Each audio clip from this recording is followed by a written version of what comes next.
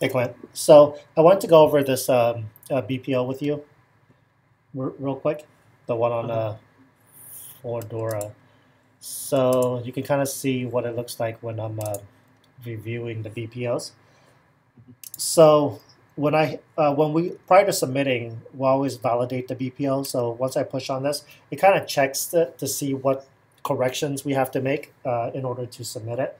So I did that earlier, and these are all the yellow items that has to be fixed in order for us to submit the BPO. So I wanted to go over this with you. So the first one, uh, predominant price cannot be less than the neighborhood low price and cannot be greater than the high price. So we need to fix that first. So what that means is that the predominant price, we have to look for that real quick. Subject information. Okay, predominant price. So the neighborhood, we're saying the neighborhood houses in this area sell from 140 to 210. So the average price cannot be 336. Does that make sense? Yes? Okay. So basically, that will be the average price for low and the high. Yeah. So the predominant means the average selling price of the home, which in this case is probably going to be about, let's say, 170, right? That's average. So somewhere in the Oh, middle of these two. oh, okay. Okay. So then I'm going to go to the second one. Let's see. Sell price is higher than the neighborhood high of 210. So we said the property is worth 237, but the highest price in the neighborhood again is 210. So we cannot say that, right? So sell price here after it's adjusted, okay, adjusted is 242,000. So again, 242,000. Let's see, 5,000, 5,000. Why is this 242? What is the usual yeah, the goes one the usual amount for the adjustment price? I mean, how How much much for do the? we typically adjust? So it Mhm. depends on what needs to be adjusted here. So you have your subject property, which is this one, right? So we adjust for things that are different. Okay. So what that means is zoning. It doesn't let us select zoning. Okay.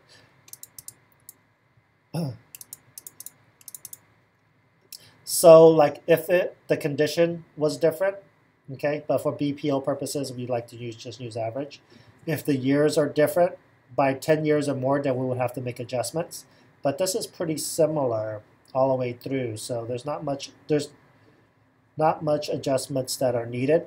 So a 5,000 adjustment for, let's say, the bathroom square footage. I would adjust this one for the square footage because it's 1,600 square foot and this one's 1,800 square foot. And the math to do square footage adjustments is this right here. Okay, so the math to do square footage adjustments is you take this square footage, the 1,868, minus the 1,650, and that's 210 square foot difference. So they will use a multiplier of 20, so 4,360. And because this is less square footage, we're going to add $5,000 to this property value. Does that make sense? Okay, so we added 5,000 here. This one, the square footage is pretty close, so we're not going to make an adjustment. This one, it's only 100, so we probably won't make adjustment. This one, it's only 100, so we won't bother. This one, we need to make an adjustment. So this is about 300 square feet. And then this one, we'll need to make an adjustment too. So here, with the adjustments, we can use exact numbers or we can round up. So in this case, I'm just going to round up. Okay. We typically want to use the average one as the best comp. So this one's in the middle. So we want to use this one rather than this one. Okay, because we're saying 209 is the lowest that they sell in the neighborhood. 221 is the average, and this is the high. So we want to use the average as the best comp. So same thing with this one. Okay, so really with this one, I wouldn't make an adjustment on this one. I wouldn't make an adjustment on this one. 1700, I probably wouldn't bother. 1500, I would probably just add another 1,000 to this. Okay, because 1,500 square foot, 1,600 square foot is slightly smaller. So I'm gonna add 6,000. Okay, and then I'm gonna delete this. I'm not gonna make an adjustment because that's fairly close. Year-wise, okay, that's fine. Finished basements, okay. All right, so going back to the validation. So the second one said the value entered was 237. So we're going to go back to the comps. Okay, so let's go ahead and validate the BPO again and see what else we have.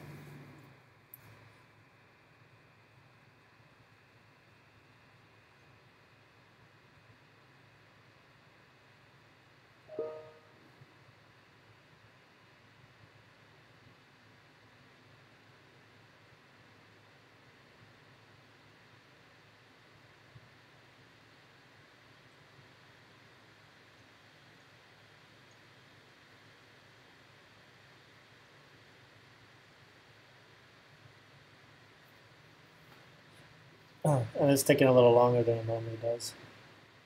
Yes, it's actually the same on my end earlier. It takes time.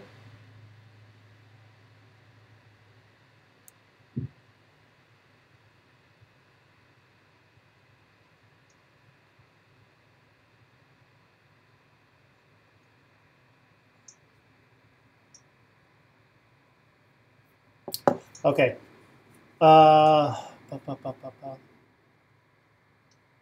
Validate process, okay.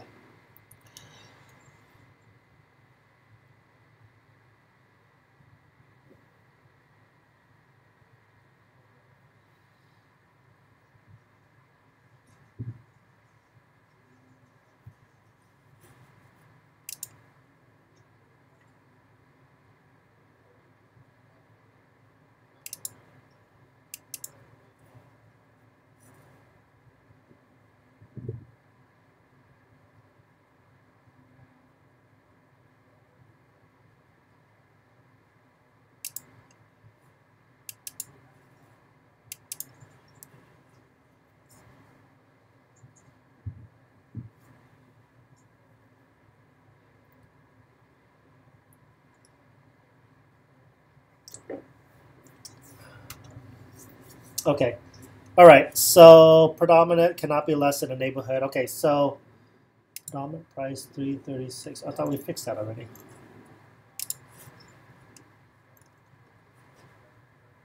Yeah, we already fixed that.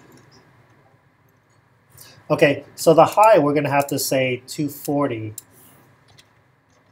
right? Because it's higher than the where was it? Okay. Sell price, because our highest sell price is 237, so that will fix that. Sales price is higher than 210. Okay, so that's the same problem. Itemized repairs are missing for properties with increased 30-day price value. Okay, so with BPOs, the exterior BPOs, we never put down repairs. Does that make sense? Yes. We never put it down because we don't see the inside. With bank-owned properties that we're listing for sale, like the one you just did on San Gabriel, we always have to document any type of repairs, okay? Because those we need to know very accurate pricings because we're putting it on the market for sale, okay? These we're just valuing for the bank, okay? So we should be accurate, but we don't have to be 100% accurate. As long as it's close enough. As long as it's close enough so they have a general idea of what the value is, okay? Because we can't look at it, we can't see the inside, so there's no way for us to give them a very accurate valuation on the property. So we just base it on average condition for the neighborhood. All right, this is taking forever.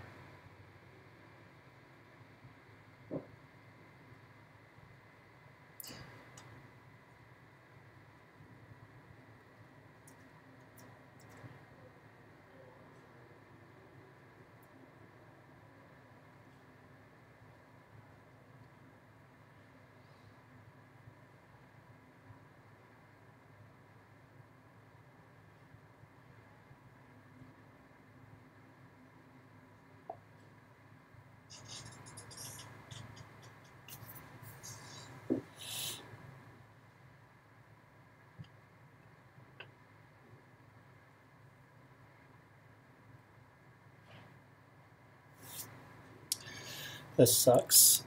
All right.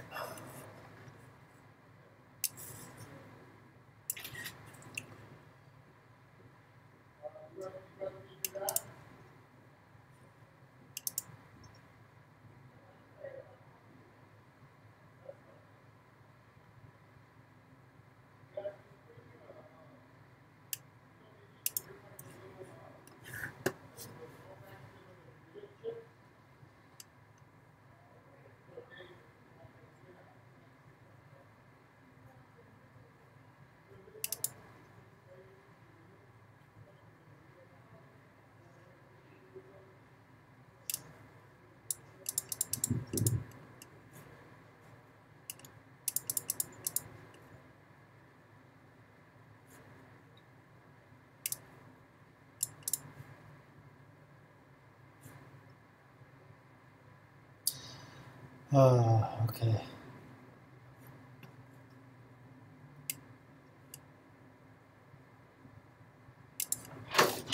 Then we're just gonna have to log off. Then we just have to log off and email support. Log off and email support. Probably report this problem. It's wasting a lot of time.